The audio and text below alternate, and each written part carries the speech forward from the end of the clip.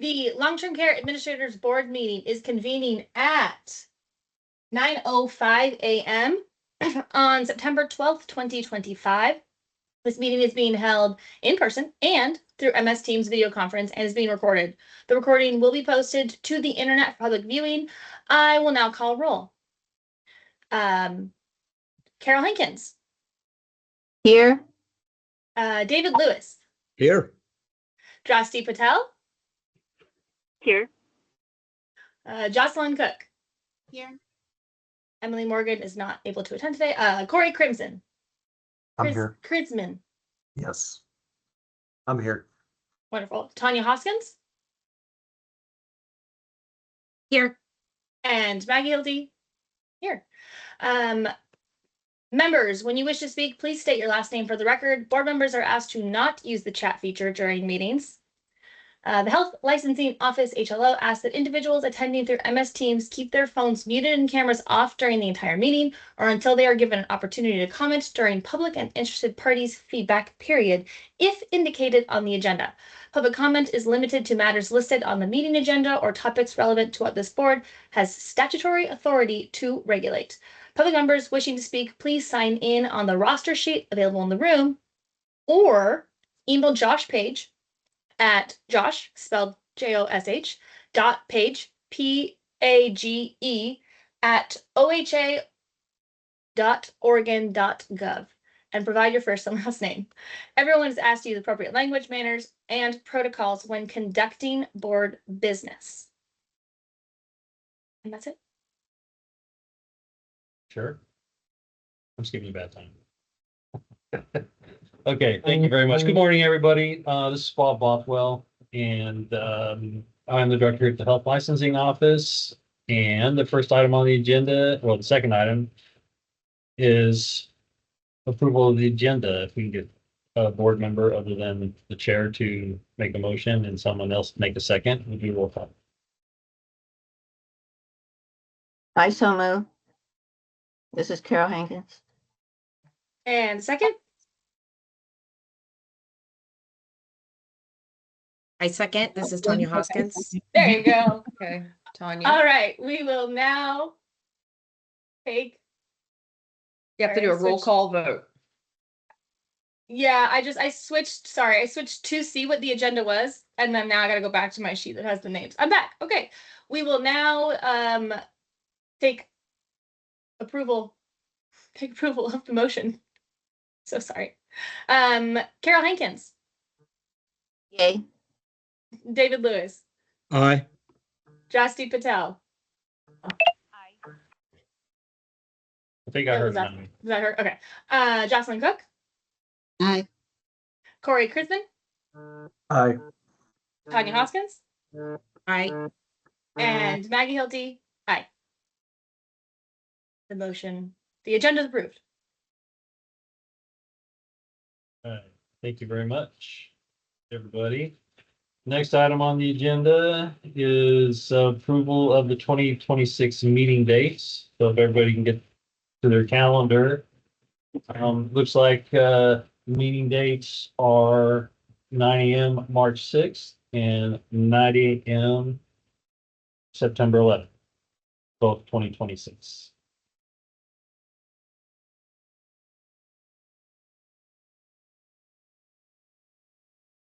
Sorry, I wanted to look at the March 6th date real fast. Time, it's your meeting. Oh, thanks. It's our meeting, Bob. Oh no, it's your meeting. I don't see anything. If that's not spring break, right? When is spring break? That's later than that. Typically, it's later in March. Okay. I could never remember. Usually last week. Okay, cool. Do we need to take a vote to approve the dates? Yes, we need a motion, Okay. we need a second, and then a roll call vote, please. Okay, What wonderful. is it? So the proposed dates were the March 6th and September 11th. It was 2026. Do we have a motion? This is to approve? Carol Hankins. I so move. Wonderful. And a second? Wonderful. Second. This is Ann. Who was the second? Was it Jocelyn? Jocelyn. Yeah. Thank you. All right, we will now take a roll vote. I'm gonna switch these around next time so they're not in the wrong order. All right, Carol Hankins, Yay. David Lewis, Aye. Durasti Patel, Aye. Jocelyn Cook, Aye. Corey Krisman, Aye. Tanya Hoskins, Aye. and Maggie Hilty. Aye. Excellent. Thank you, everybody.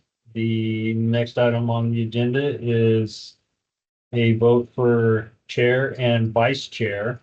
And y'all see what Maggie does as chair. So that's what the vice chair would do when Maggie's not available to attend one of our meetings. And Maggie is currently chair, obviously.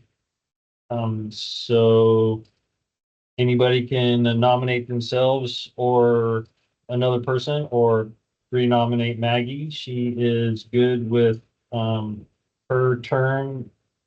Her final term does expire June 30 of 2026. So we'll already have had our last meeting by the time that rolls around. And where am I at? Sam Weiss was the vice chair. He was not reappointed. So we need someone to nominate themselves or somebody else for vice chair. And then we'll vote. Yes. This is Ann. Bob, when does Maggie's term expire, please? 9/30/2026. Okay.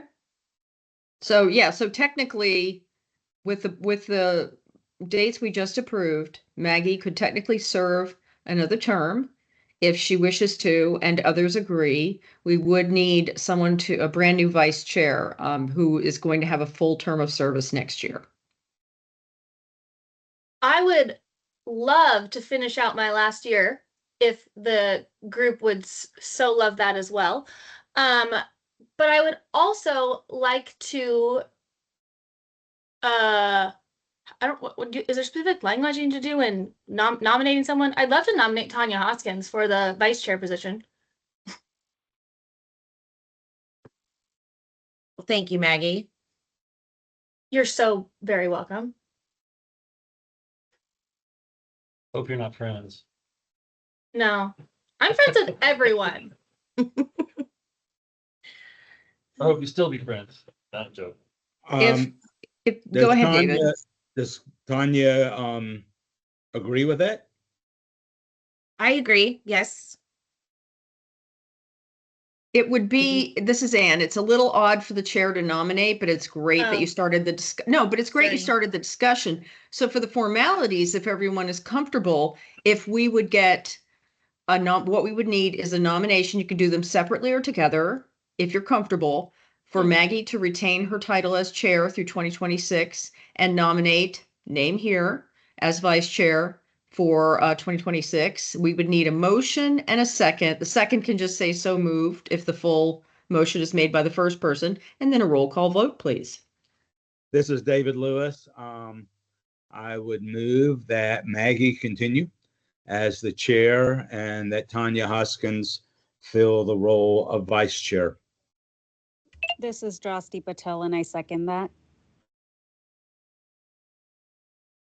Okay, is there any discussion? And if not,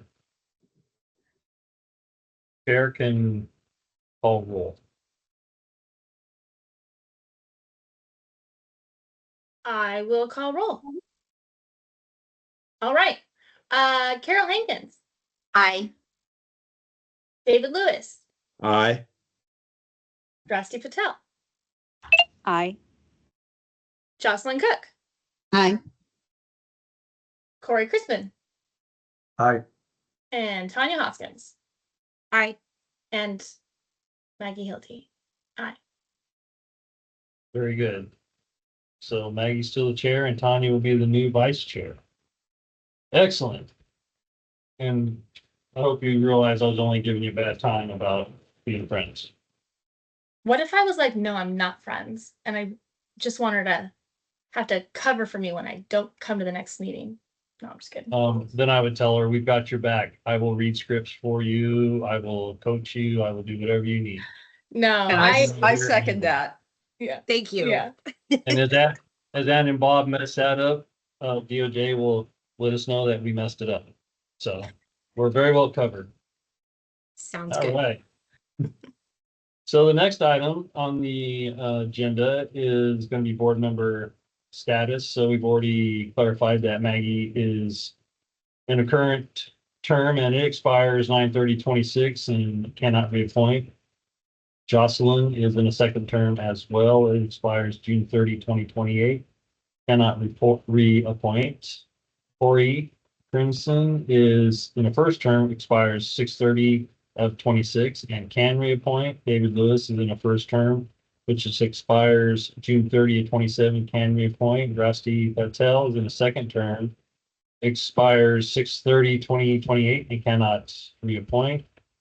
Emily Morgan, the position, is in a first term. It expires 6/30/27 and can reappoint. Carol Hankins is in second term, which expires 6/30/2028, cannot reappoint. And Tanya Hoskins is in a first term. It expires in 6/30/28 and can reappoint. And we have a vacant, looks like a public member. And Chrissy is hot on their trails. She'll get this board full sooner than later. I have a question. Yes. For the public member, does it have to be, it doesn't have to be someone that holds a position in the industry. It could be any type of public member that has an interest in participating? There are some do you- caveats to it. With Do somebody, you want me to grab that one? go ahead, Ann. Okay, thank you for asking the question again for the record. This is Ann Thompson. The board is, okay, the way it's described in statute, and everyone is a little bit different. It has 9 members appointed by the governor. 3 are nursing home administrators licensed, 3 are residential care facility administrators licensed, 1 is a physician licensed, and they have to have a specialty in geriatric care. 2 are members of the public. Now, here are the caveats on public. They are not otherwise eligible for appointment to the board. That means they don't fit any of the previously mentioned categories, or they are not the spouse, domestic partner, child, parent, or sibling of a nursing home administrator or residential care facility administrator. So you can't be a household or family member of a licensed person. Does that make sense? Yeah. Usually they mention has no pecuniary interest, but that's kind of an antiquated word a little bit, but it's mainly you can't be a relative of someone who is licensed under this board. Okay. Does anybody have any questions on that? Oop, someone's beeping. Sorry to jump in there, Bob. No, I was gonna have to scroll through and then try to read it, but since you sound better than I do, Oh, you're very kind. okay. Any other questions from anybody? Thank you for the clarification. I'll appreciate Thank you it. for the question. See, Tanya, that's how we roll. We got your back. Yeah. We Bob and we, or Bob and Ann. Perfect. All right. Next And item. we're also grateful you're here, truly. Yeah. I'm great. I'm grateful to be here. Thanks, everyone. Next item on the list are the statistics and finance. So I'm gonna go through these, and at any time during my roll through here, don't hesitate to stop me and ask questions. So Q1 of 2026, we've issued 7 nursing home administrator licenses. 25 RCF administrators, residential care for those that don't know. Licenses renewed in Q1 of 2026, and that's the current quarter we are in. 27 have been online and 7 have been by paper. Residential care administrators, 116 online, 25 by paper. Licenses by age and gender, and it shows both. It shows administrator, excuse me, nursing home administrators, and those that identify as male and female. And it looks like we've got a pretty good spread of both male, female throughout 18 to 81 years old. Residential care administrator, same thing. Those identify as female, male, and other. It's a nice spread. It looks like those identifying as female are take this job over everybody else. And then licensing trends. Nursing home administrators who are in training is average of 18 in Q1 of 2026. Nursing home administrators, 365. Residential care administrators, 1,022. Any questions? Okay. Seeing none.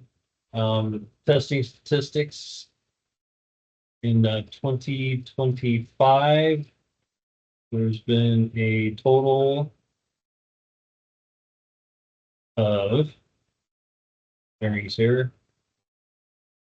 So we've had the NHA state exam. We've had total of 21, national, only the national 12, and national core of 16. And for the laws and rules exam, we've had a total of 89. Excuse me, 180. So all the exams total together, we've got have a grand total of 238 folks that have taken the tests. Next item is the financials. The board had a beginning balance of $1,049,756, revenues 6,375, expenses 6,832, and when this report was run, net operations was in the negative by $457. And with any cash balance when the report was run of $1,049,299, and this report was run over a month ago.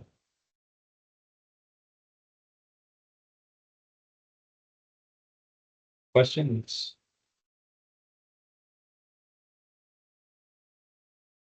Okay, sorry that was dry and I butchered it. Next up is the regulatory report.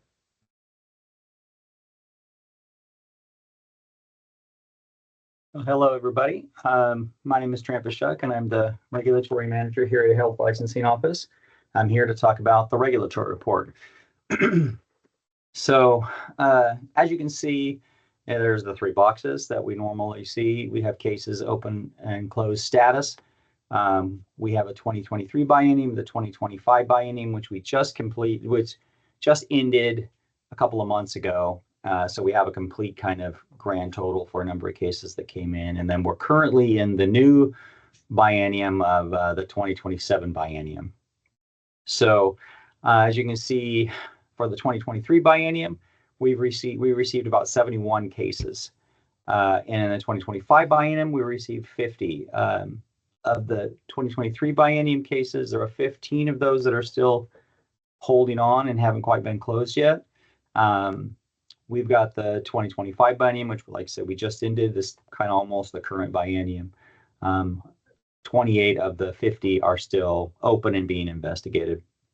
And then the new 2027 biennium, we're all open and they're still all currently open. So, which is to be expected. That's a pretty new biennium.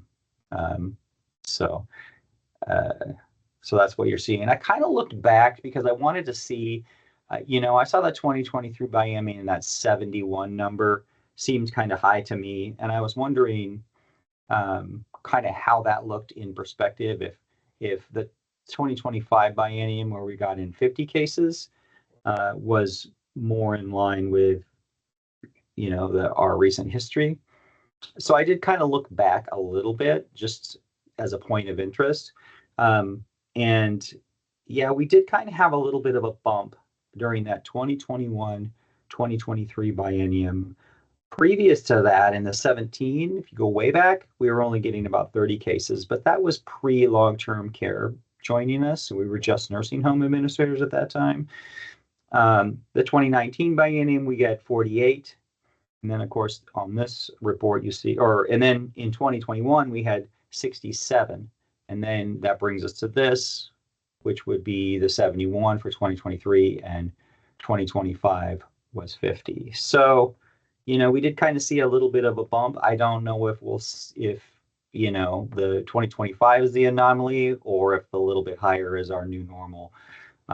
So just some kind of insight into what we've been seeing over the years. And we did see a little bit of a bump for a couple of bienniums. So we'll see if that trend continues up or down. So complaints by type. So you see a new one on here. We have licensing concerns, mandatory self-reporting, services provided. There's a couple that are unassigned. I'm not sure what that is exactly. They could just be they were in process and haven't quite been assigned yet, or maybe they were closed administratively and didn't get tagged properly. And then you'll see a new one on there, which is open for failure to meet CE audit requirements. We've had, the office has been doing CE requirements, and we created this new complaint type to go along with that. And that's the category when somebody hasn't fulfilled their CE requirements in some way, or potentially hasn't, I should say. And we open a case on that to look into that particular situation. Complaints by type. I'm sorry. This is David Lewis. On the failure to meet CE, are they falsifying their application, their renewal application, and saying that they have completed it, or are they simply not having the CEs? Well, that category could kind of fulfill a broad spectrum of ways that you could fail a CE audit. So if you had a CE, so if you renew, you have to attest to having the hours, right? You're saying I have the hours and I attest, because that's the only way you can renew. If then we ask you for those CE classes, and you get a hold of us and you say, oh my gosh, I thought I had them, but I didn't have them, or I didn't quite do all of them, but I tested anyway, or they just don't respond, or something. So you could have a couple of different ways. Most of the time, though, that would be an element of the situation, because you have to check the box to renew. And if you check the box kind of knowingly that you didn't have those hours, then that's of course a violation. That could be potentially a violation because it's an alleged, it's allegedly you falsified an app. It'd be the same kind of situation as if we also ask you other questions on applications regarding criminal background. It could be that you maybe say, no, you don't have any criminal background, but you do, or, so it's all kind of wrapped up in that same kind of thing. And so there's the element that somebody may be falsely attested to having the hours, but there's also elements where somebody maybe didn't do the hours, maybe they didn't, but they didn't qualify. So there's a lot of things that could happen under that umbrella of CE audit requirements, kind of like any of the other ones where we have, services provided can be a lot of different things. This is a little more focused on around CEs, but yeah, it could be several things, but that could be one element for sure. Thank you for that explanation. Mm-hmm. Yeah, so you can always see on the other side, complainants by type. Only one was anonymous, one was from a client, and the other 129 complaints that we got over the last group of biennium that we have on this report were other. And we have a big, that could be somebody that was just an interested party for a person, it could be a family member, it could be a friend that's filing on their behalf. Very rarely do we have a client actually send in a complaint. This is why you see only one. But it also includes, that other category also includes other agencies, which we do get a lot of referrals from other agencies about this board because we have kind of dual jurisdiction in these facilities. So these facilities are the facilities themselves are regulated by, you know, another entity, the people who license that facility, depending on whether it's a nursing home or a long-term care assisted living. And those regulatory bodies, they do, you know, inspection surveys in those facilities, and they also are the point for getting a lot more complaints than we get directly. So a lot of times our complaints are referred over from investigations or survey situations at other facilities. So that's where that other category comes from, and that's the vast majority of the complaints. It could be also, you know, we also occasionally get complaints over from APS and things like that as well. So a lot of our stuff we're secondhand. We get a lot of our stuff secondhand, in other words, which is, you know, which makes sense because the violations happen within the facility and we regulate the administrators. So, you know, our job is often to determine whether you know, whether not as much so whether something happened in the facility, but whether or not that connects to the administrator and whether the administrator is accountable for it. So, and that's the regulatory report. Does anybody have any questions about it? Or about regulatory or investigations in general? Happy to answer those questions as well.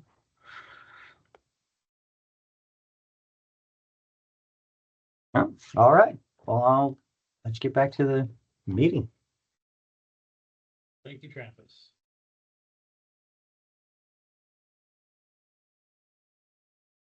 So the next item on the agenda is public and interested parties feedback. Gary, you have the script.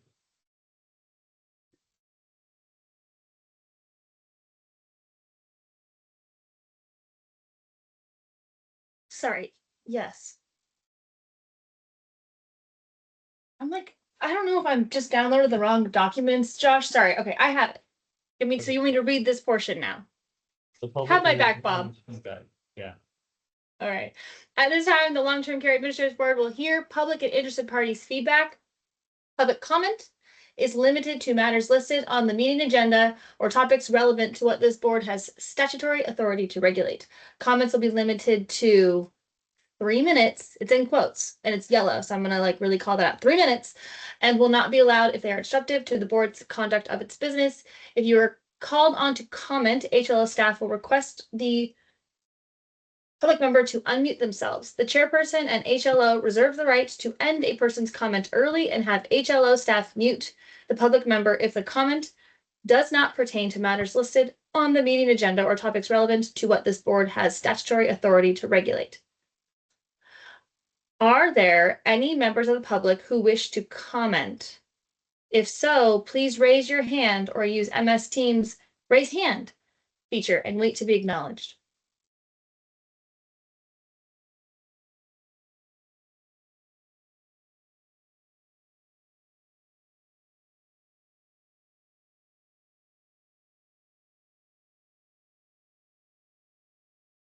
Chair, I didn't see any hands raised.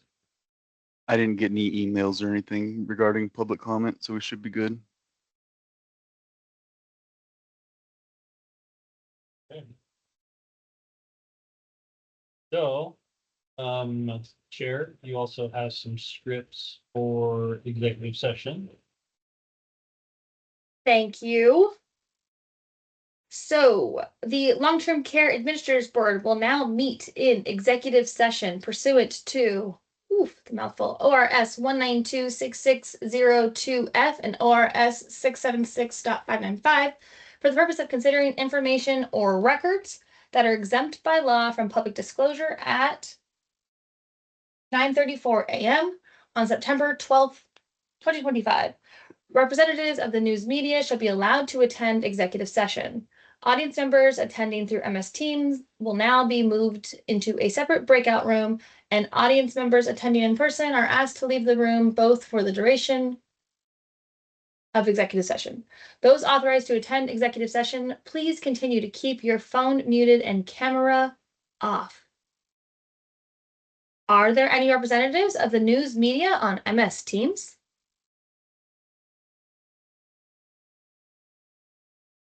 Not seeing any hands, Chair. Alrighty. Recognizing that there is no news media in attendance, the public will be moved into a separate breakout room for the duration of executive session. We will return to open session before taking any final action or making any final decisions. Oh. Okay. Well, do we want to give it, are we supposed to give an estimate? Yes. Oh, Heather, or not Heather, sorry. Kristen, you have an estimate on your legal advice? 10 minutes, 15 minutes? Oh, yeah, I don't think it'll be very long. Let's say 15. I don't think any longer than that. So we'll come back out in 9:55. yeah.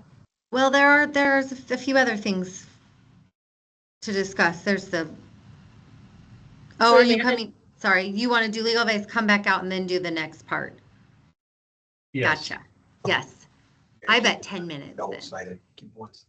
All right. Well, then it is estimated that the board will return to public session at, let's say, 9:46 a.m. Please be aware that it is possible that the board's session may last longer than 9:45 a.m. If the public has any questions about whether the board is still in executive session, then the public can contact Josh Page at josh.page@oha.oregon.gov. We are now in executive session.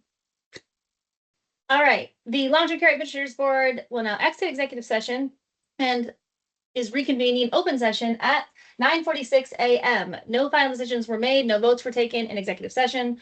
The public will be moved from the breakout room back into the meeting, and representatives of the media may once again report all board discussions and actions.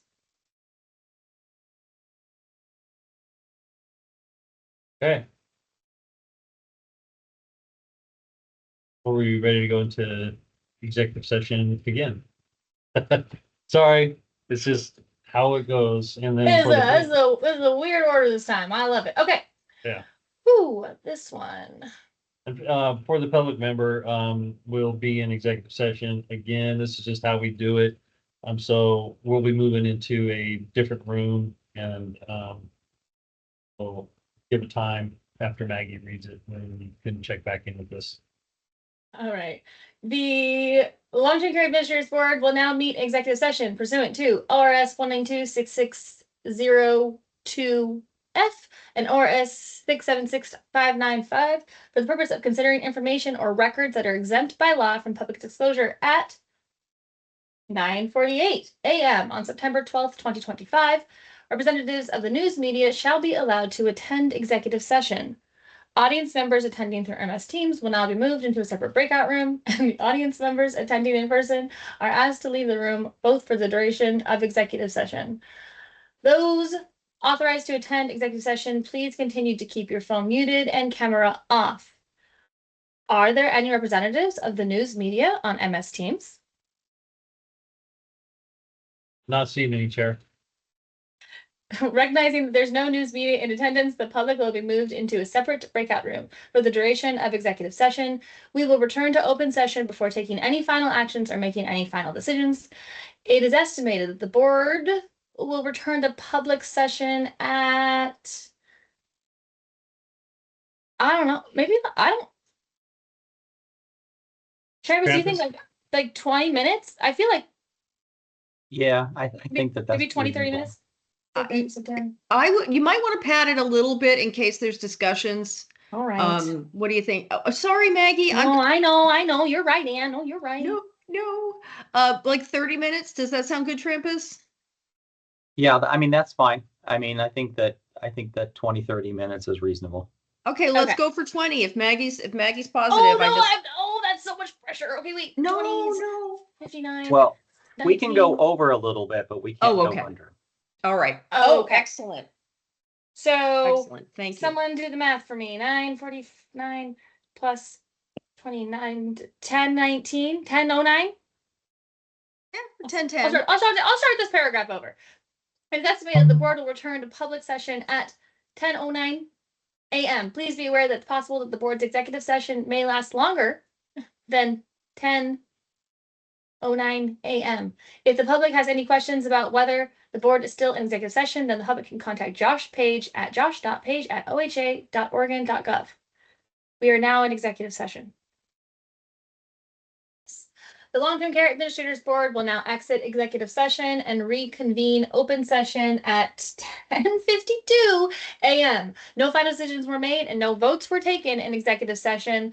The public will be moved from the breakout room back into the meeting, and representatives of the media may once again report all board discussion and actions.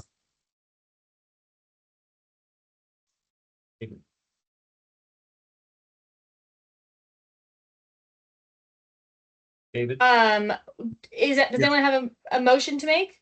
Yes, is David Lewis like to make a motion regarding the following 4 cases as a group: 25-11477, case 25-11479, case 25-11480, case 25-11481. For each of those 4 cases, board is recommending a $500 civil monetary penalty, a license suspension until CEs are submitted to the HLO, that the license be on probation for the next renewal. That would require the renewal to be submitted in hard paper with proof of the CEs, that the HLO be authorized to fine back $5,000 of legal cost regarding appeals, and that the board authorize the HLO to negotiate with those 4 case individuals. I second that. This is Corey. All right, we will now take a vote. Carol Hankins. Aye. Sorry, who else is here? David Lewis, Aye. Corey Crisman, Aye. Drasti Patel, Aye. Jocelyn Cook, Aye. Tanya Hoskins, Aye. and Maggie Hilty. Aye. Motion is approved. Vote has been taken. I did it all from memory, guys. Okay, thank you. Thank you, Chair. All right. I believe the next item on the agenda is other board business. Do you have anything, any of the board members have anything for HLO to work on for them for the next board meeting? And this is Bob Botto, by the way, since I keep forgetting to say who I am.